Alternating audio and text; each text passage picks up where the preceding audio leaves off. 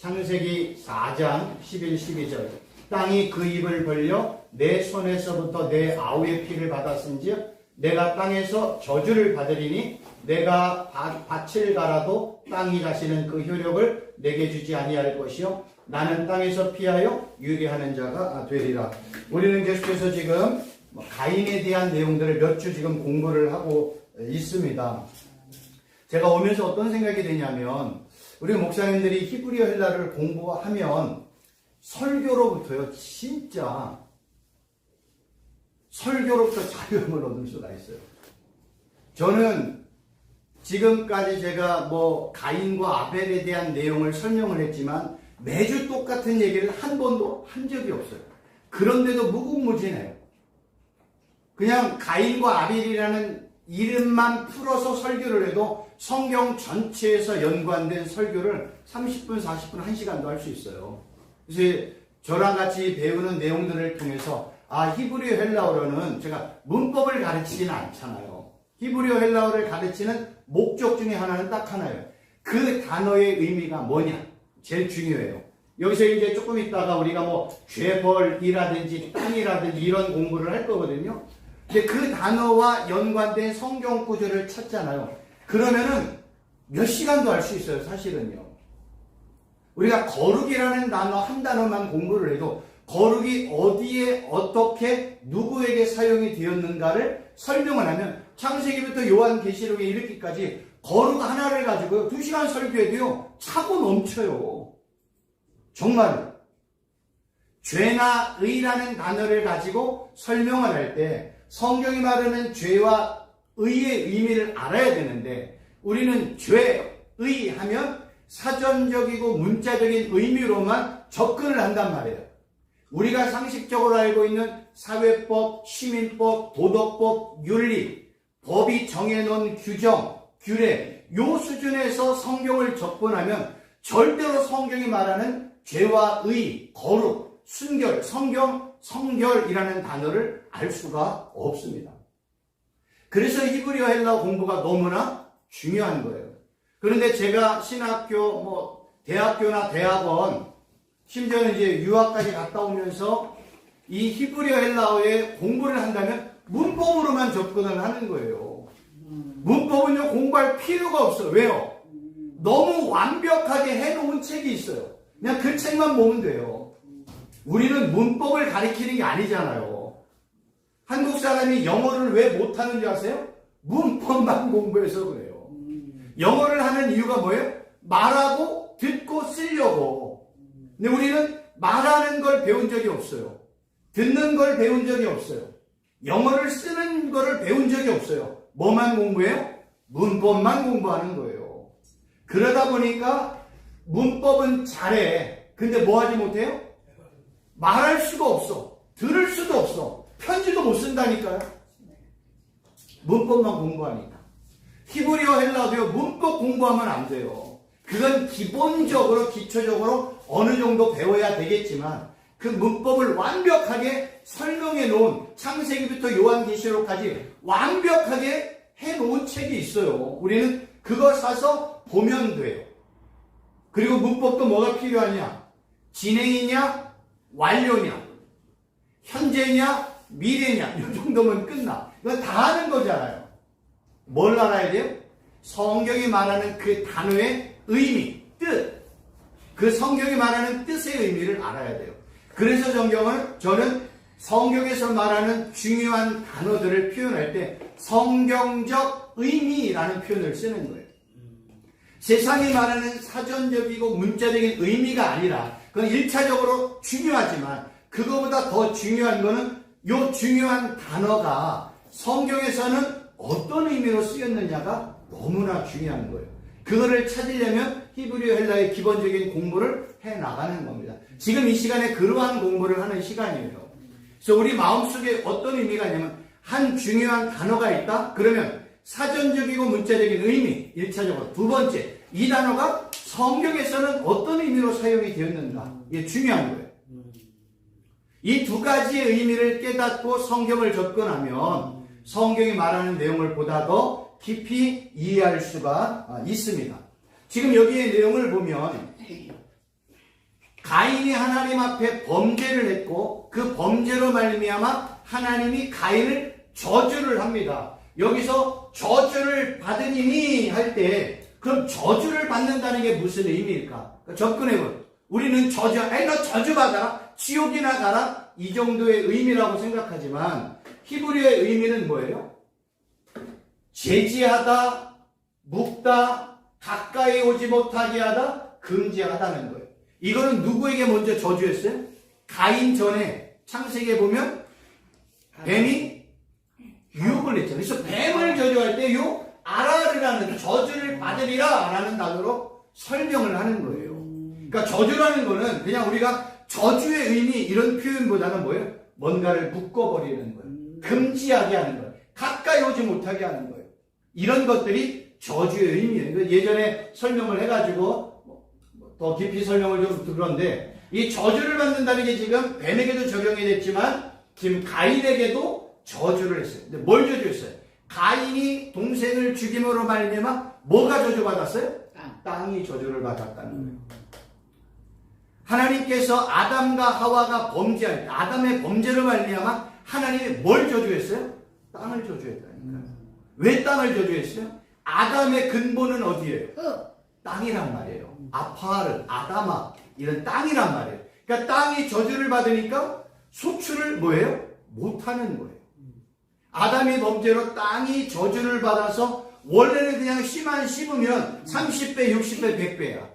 누구를 통해서 보여줬어요? 이삭이 그냥 씨를 뿌렸더니 뭐예요? 그의 100배 소출을 얻는다니까. 아담이 범죄하기 전에는 아마 그랬을 거예요. 심으면 100배야. 얼마나 좋아요. 근데 아담이 범죄함으로 땅이 저주를 받았네. 그리고 씨를 뿌렸더니 애를 쓰고 수고하고 땀을 흘려도 소출이 별로 안 나. 주로 나오는 건 뭐예요? 가시덤불과 엉겅퀴라는 거예요. 그래서 뭐 이런 것들을 제가 찾아본 거예요. 그런데 동일하게 아버지 아담이 범죄할 때도 땅이 저주를 받았네. 첫째 아들인 가인이 범죄함으로 말미암아 뭐가 저주를 받았어요? 땅이 저주를 받았네. 땅이 저주를 받으니까 땅이 뭐예요? 장애물로 쌓이는 거예요. 장애물로 쌓이면 어떻게 돼요? 소출이 어렵잖아요. 그러니까 성경이 이러한 모습을 통해서 우리에게 말하고 싶은 건 뭐예요? 가인과 아담의 범죄로 말미암아 땅이 풍성한 열매를 못 맺어요. 왜요? 저주받았잖아. 묶여졌잖아요. 금지되었잖아요. 제지받았잖아요. 소출을 제지하는 거예요. 금지하는 거예요. 묶어버리는 거예요. 그러면 어떻게 해요? 풍성한 열매를 맺을 수가 없는 겁니다. 결국 성경은 이러한 내용들을 통해서 우리에게 말하고 싶은 내용이 뭘까요? 땅이 저주를 받았어. 아벨과 가인 때문에. 그러면 사람들은 항상 땅 하면 누구 거라고 생각해요? 내 거라고 생각해요. 사람의 것이라고 생각해요.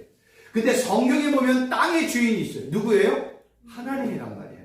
그래서 유대인들은요, 땅을 소유권이 없어요. 땅의 소유권이. 사용권은 있어요. 사용권은 있는데 소유권이 없어. 왜요? 땅의 주인은 누구예요? 하나님이란 말이에요. 성경은 이 얘기를 우리에게 반복해서 이야기하고 있습니다. 그런 이유가 뭘까요? 이것 때문에 그래요. 하늘과 땅과 사람, 세상의 모든 것의 주인은 누구예요? 하나님이에요.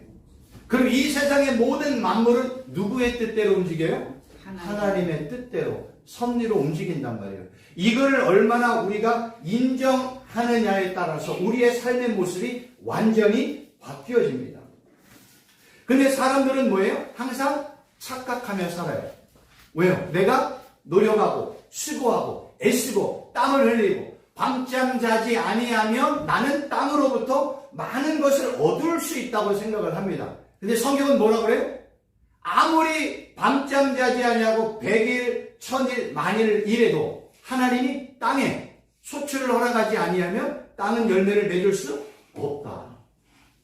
이걸 여러분들 인정하며 살 수 있어요?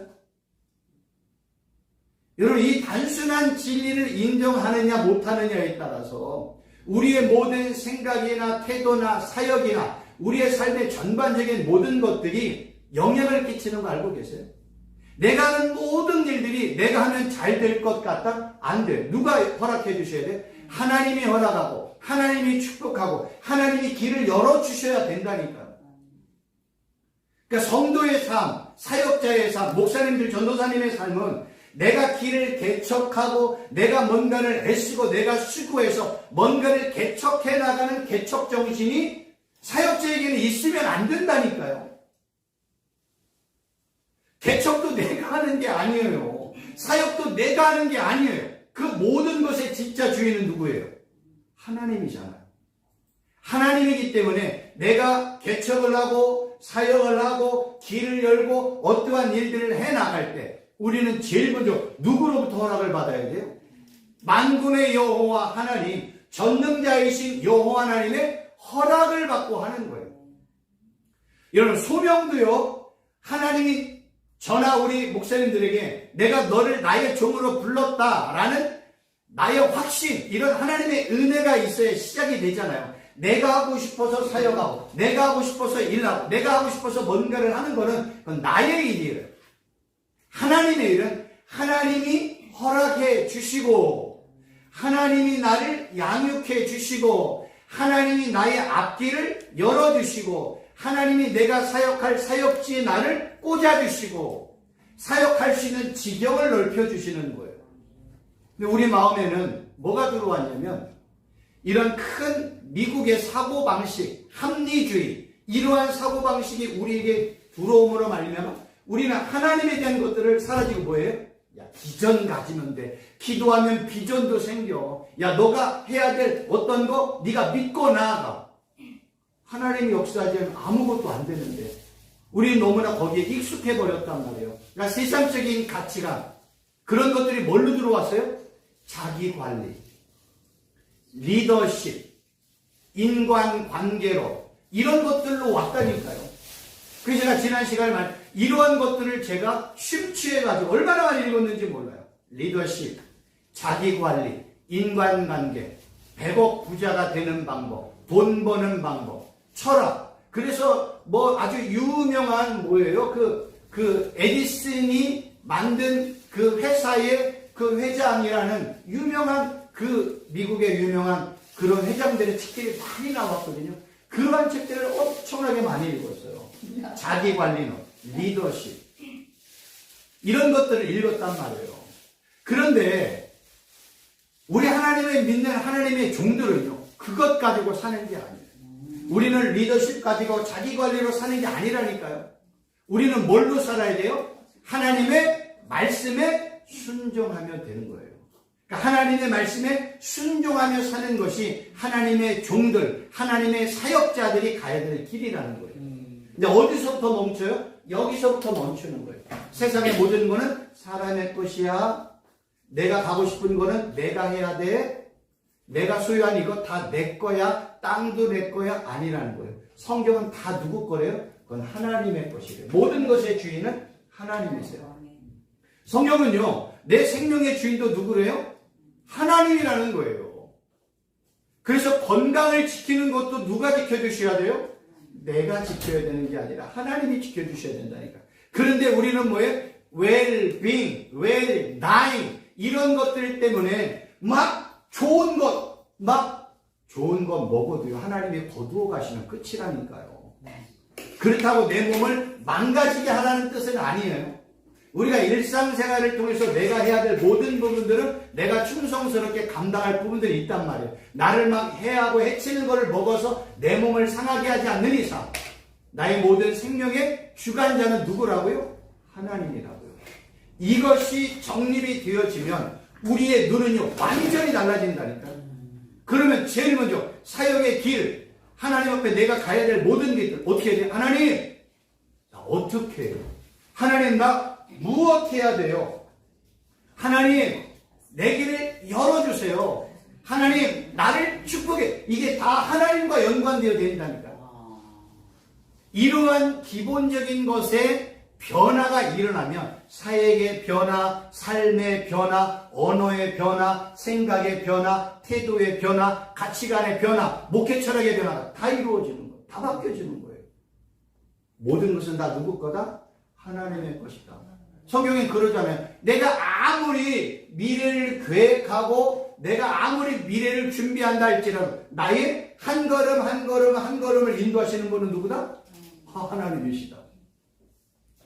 주머니가 있잖아요. 이 주머니에서 여러 가지 이제 뭘 뽑는단 말이에요. 뽑기를 할 때 사람이 그 모든 것들을 준비할지라도 그것을 뽑도록 역사하고 그것을 뽑도록 역사하시는 분은 누구라고요? 하나님이라고요. 성경은 그렇게 나와 있어요. 그러니까 모든 것의 역사와 주권은 하나님께 있다는 거예요. 이거를 깨달으면 우리의 모든 시작은 어떻게 되죠? 하나님, 나 어떻게 해요? 하나님, 나 무엇을 하면 좋을까요? 하나님, 나의 길을 열어주세요. 내가 무엇했으면 좋겠습니까? 라는 것을 하나님 앞에 고백하면 되는 겁니다. 그런데 그러지 못하고 이제 내가 스스로 집을 짓고 건물을 짓고 사역을 하고 열심을 내면 우리는 다 뭘 지을까요? 바벨탑이나 모래성을 짓는 거예요. 여러분 이거 잊지 마셔야 돼요. 바벨탑이나 얼마나 이거 모래성이에요. 얼마나 화려해요. 그런데 바람이 불고 창수가 나고 비바람이 치면 그 무너짐이 심해지는 거예요. 그러니까 사람이 뭔가를 시작을 하고 내가 뭔가를 시작을 하고 애쓰고 내 위주, 내 주관으로 해나가면 사람은 100% 모래성이나 바벨탑을 쌓습니다. 이거를 바로 야망의 집, 욕망의 집, 썩어질 집, 세상의 집을 지을 수밖에 없어요. 성경이 경고하는 거예요. 집도 누가 지켜주셔야 돼요? 시편에 보니까 하나님이 집을 세우지 아니하시면 세우는 자의 수고가 헛돼 낯생 아무것도 없다. 하나님이 나를 지켜주지 아니하시면 파수꾼의 그 겸성함, 애씀과 수고는 아무것도 아니라는 거예요.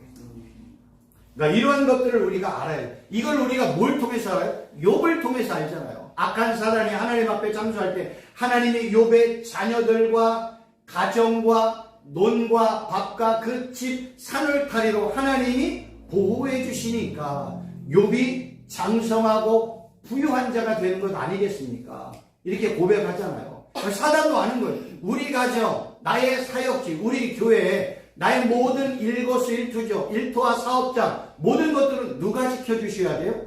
하나님이 지켜주셔야 돼요. 내가 지키는 게 아니에요.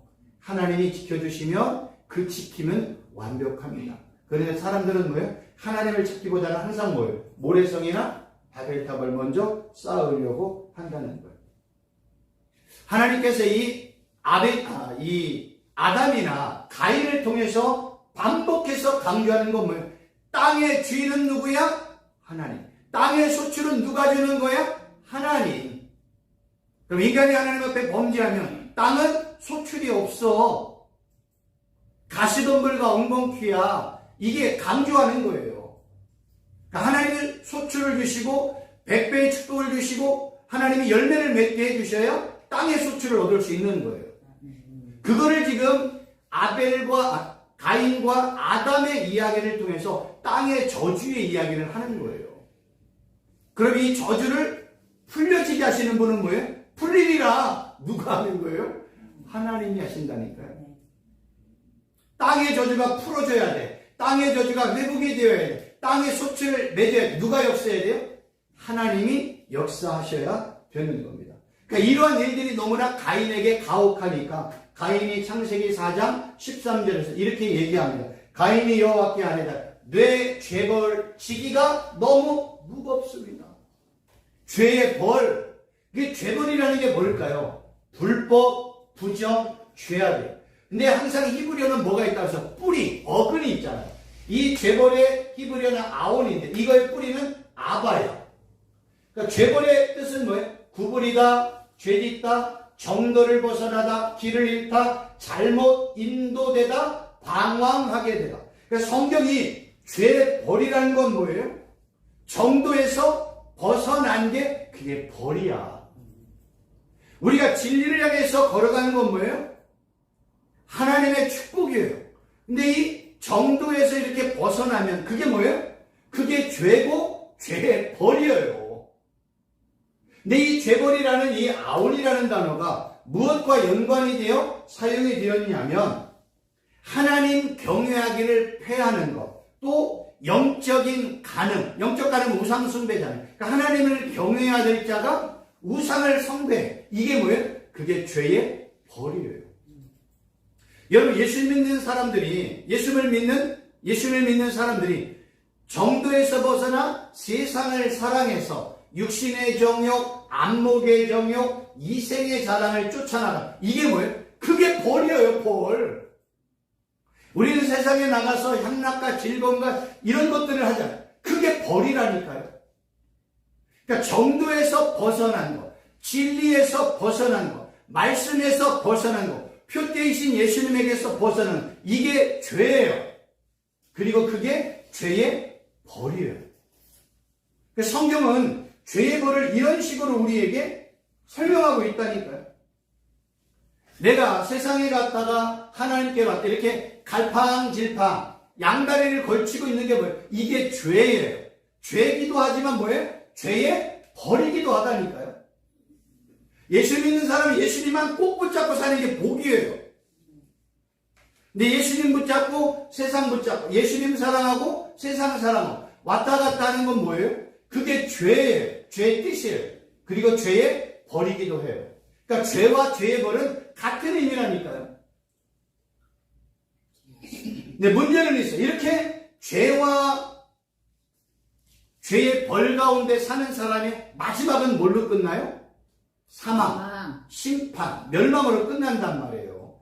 그래서 하나님께서 이렇게 하나님 경외하기를 패하고 세상을 사랑하고 우상 숭배하는 자들이 하나님 앞에 돌아올 수 있도록 길을 열어주었잖아요. 그게 뭐예요? 회개란 말이에요. 회개.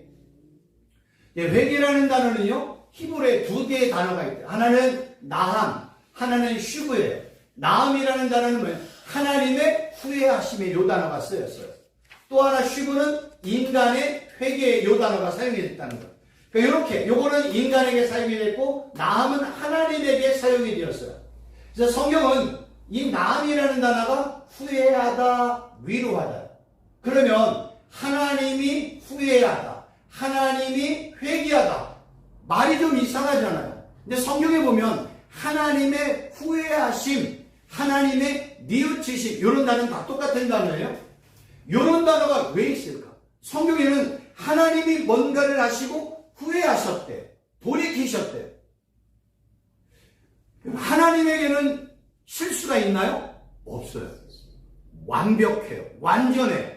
실수가 절대로 없으신 하나님이세요. 우리가 지금 이 자리에서 함께 공부하고 있는 것도 큰 틀에서 보면 하나님의 은혜요, 하나님의 섭리요, 하나님의 뜻이란 말이에요. 여기는 실수도 없단 말이에요. 아유, 내가 오늘 여기 실수했네. 국회연합신학교에 아유 실수했네. 이게 아니라는 거예요. 이건 다 하나님의 섭리와 뜻과 하나님의 모든 역사심에 우리가 참여하고 있는 거예요. 그런데 성경을 봤더니 하나님이 뭐래요? 후회해. 이 뜻은 뭘까? 그러니까 하나님이 뭔가를 최 목사야, 최 교수야, 내가 잘못했다. 이게 아니야. 하나님의 후회하심은 항상 뭐에 대한 배려예요? 인간에 대한 배려예요. 뭐예요? 회개하고 돌아오게 하라는 하나님의 기회를 또 주는 거예요. 그러니까 성경에 하나님의 뉘우치심, 하나님의 후회하심은 항상 인간에게 뭘 주는 거예요? 기회를 주시는 거예요.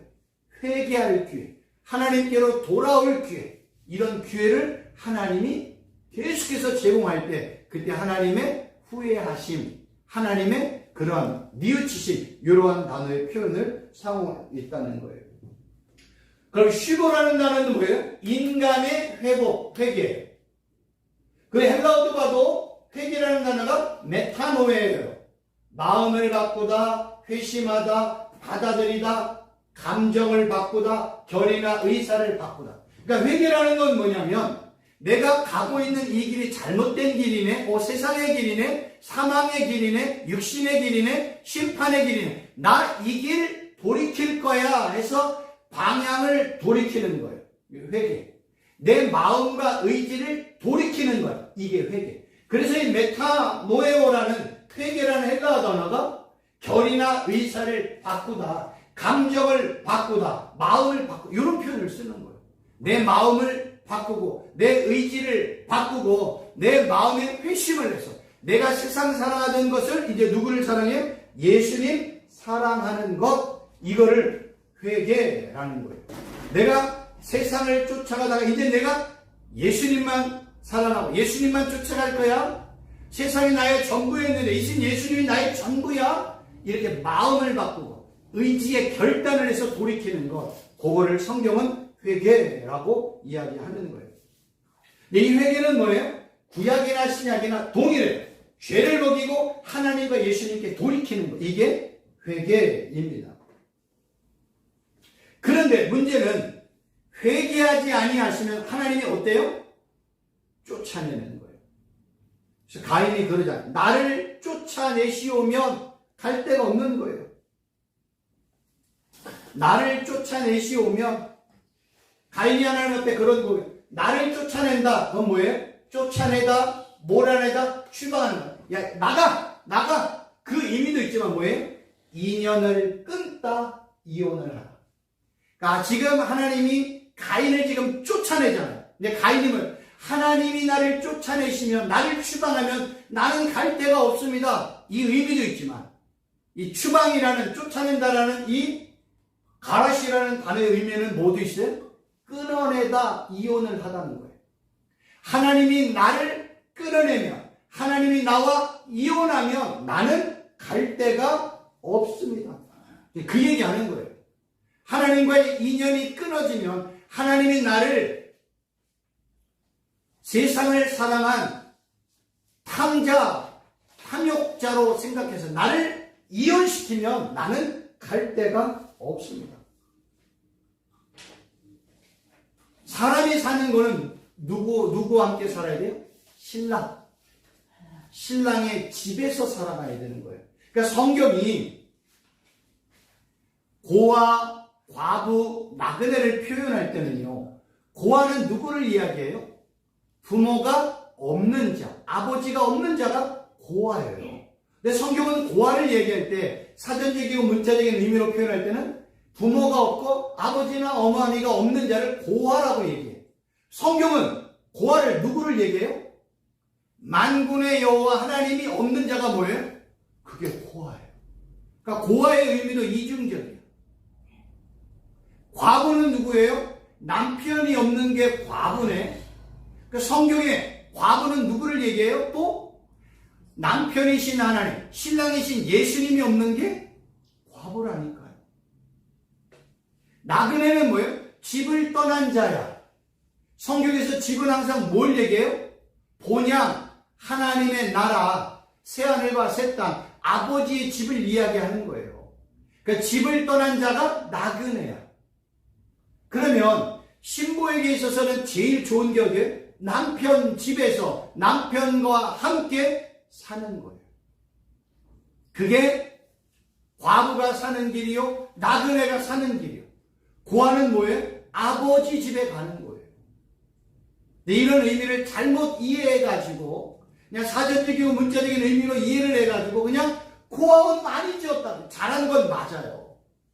그 고아원을 통해서 예수님이 증거되고, 신랑이신 예수님, 신랑이신 남편 되신 하나님이 증거되고 믿으면 돼요. 그런데 이거를 잘못 이해해서 그냥 고아원 사역만에 집중하면 안 되는 거예요.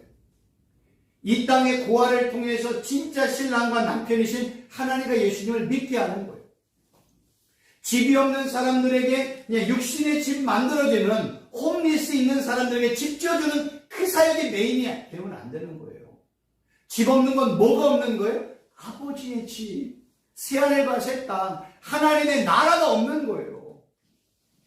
그들에게 집이 없어서 집 지어주고 진짜 하나님의 집, 아버지의 집도 소개해 줘야죠. 과부에게 과부들끼리 살 수 있는 여러 가지 여건이나 환경을 만들어주라는 얘기가 아니에요. 만들어줄 수 있는 여건 강에 좋지요. 근데 그에게 진짜 뭐예요? 신랑과 남편을 소개하고 아버지를 소개하고 하나님 나라를 소개하는 게 고아와 과부와 나그네에게 해야 될 일이라는 거예요. 그래서 하나님이 그러는 거예요. 창세기 가인, 주께서 오늘 나를 쫓아내시오면 내가 쥐의 낯을 뵙지 못하리니, 가인이, 하나님이 나를 죄의 벌로 나를 끊어내시면, 나와 이혼하면, 나와 인연을 끊으면 나는 갈 데가 없습니다. 주의 주의 얼굴로부터 주를 배울 수가 없습니다. 이 고백을 하는 거예요. 성경은 이렇게 표현하고 싶은 거예요. 가인이 하나님과 연이 끊어지면, 이혼당하면 가인은 살 길이 없는 거예요. 그럼 어떻게 해요? 다른 사람이 나를 죽일 수도 있습니다. 나를 해코지할 수 있습니다. 그래서 하나님이 가인에게 뭐 줘요? 표 하나 주는 거예요. 그걸 가인의 표라고 얘기하는데 나중에 설명을 드릴게요. 중요한 건 나를 쫓아내시면 나는 어떻게 하다고?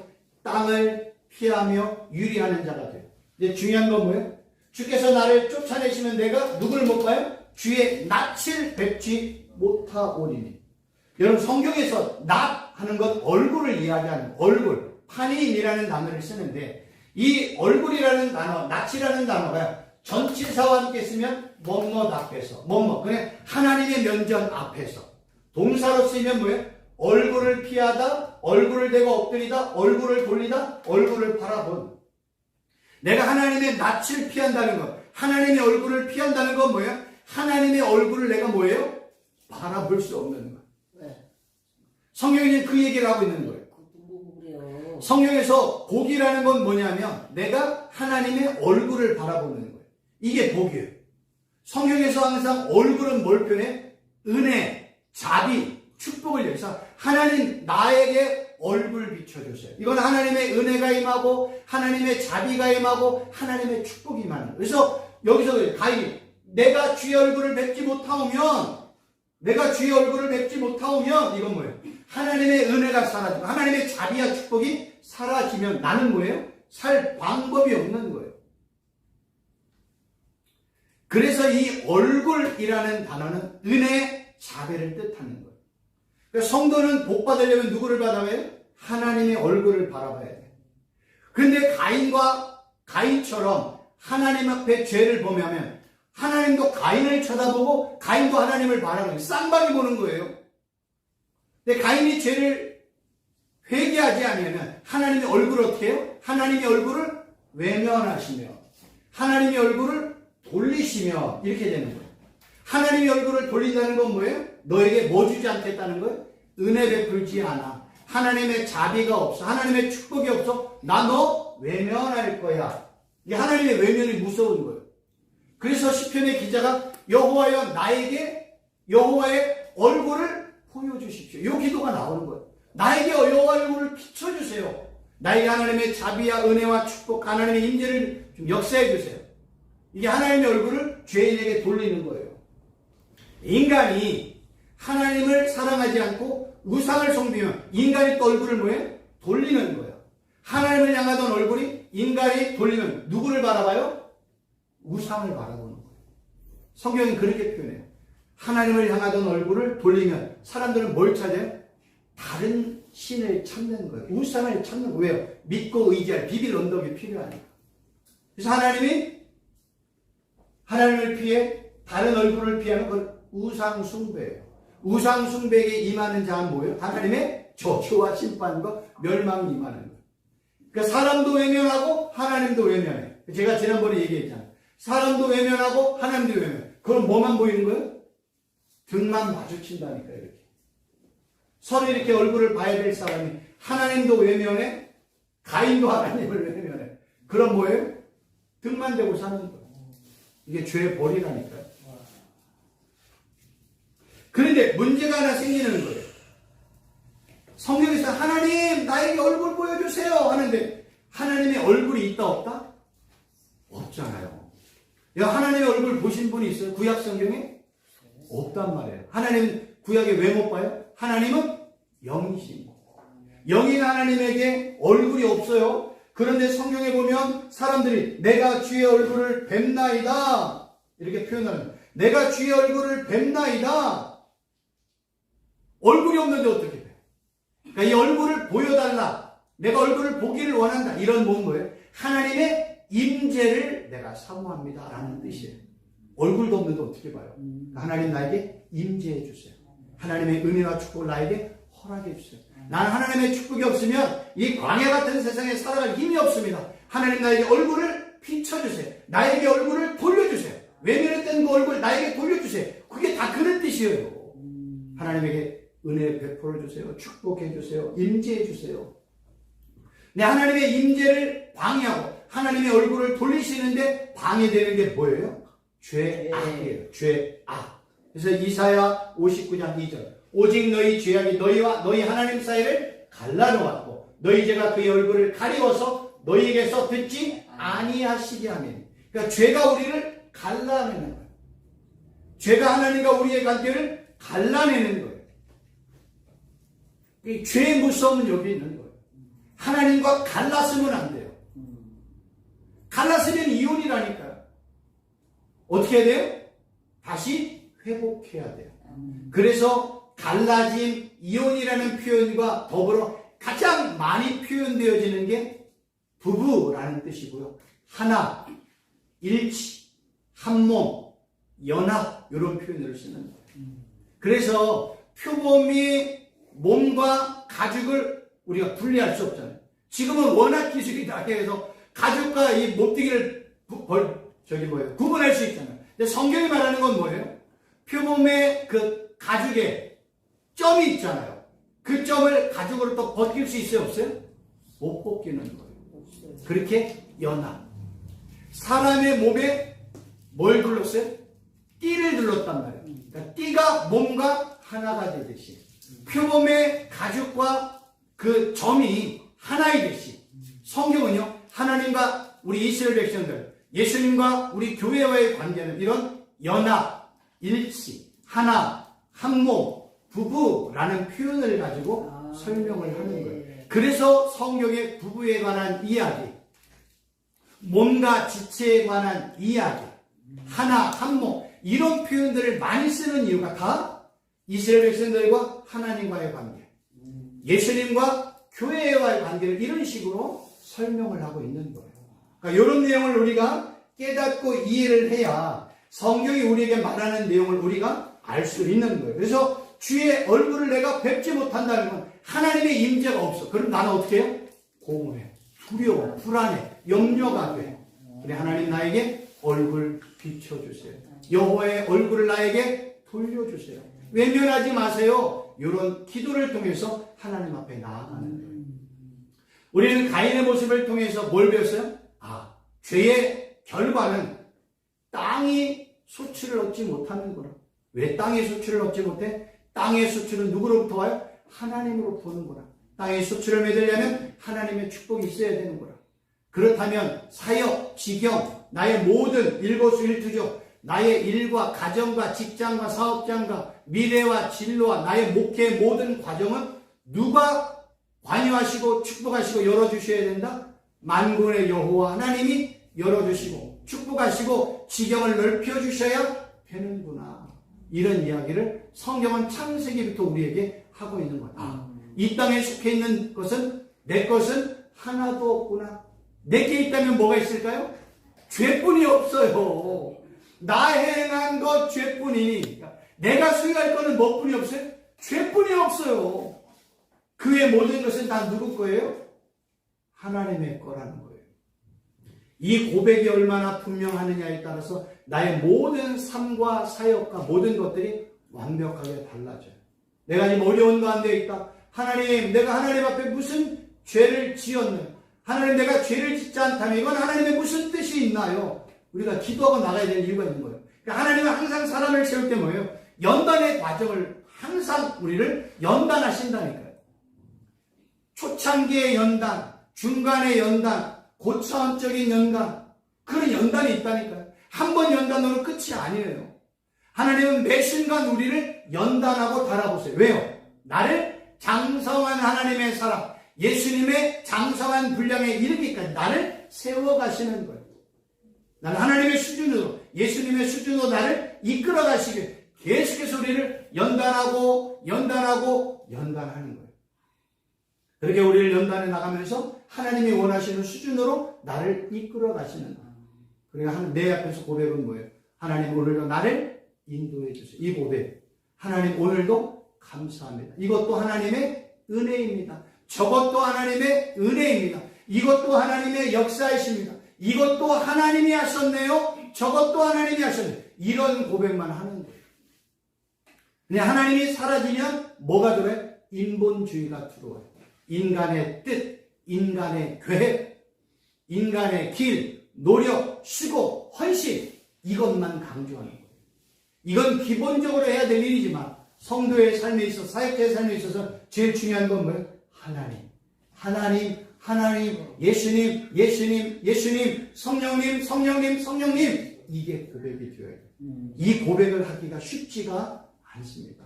이런 고백을 우리가 의도적으로 하면서 하나님의 뜻을 구하고 하나님의 은혜를 구하고 하나님 앞에 나의 길을 열어달라고 기도하시면 하나님 우리를 한 걸음 한 걸음 인도해 나가십니다. 그런 축복 가운데 사시기를 주님의 이름으로 축원합니다. 기도하겠습니다. 하나님 아버지, 나의 가는 길 하나님 앞에 있습니다. 하나님이 길을 열어주시고 축복하여 주시고 열매 맺게 하시고 사역의 길도 열어주시고 지경도 넓혀지고 사람도 붙여주시고 물질도 붙여주시고 환경도 하나님께서 열어주셔야 되는 줄 확실하게 깨달았습니다. 나는 날마다 하나님의 뜻을 구하고 하나님의 인도함을 구하는 복된 우리 귀한 사역자들, 목사님, 전도사님들 되게 하여 주옵소서. 예수님의 이름으로 기도하옵나이다. 아멘. 수고하셨습니다.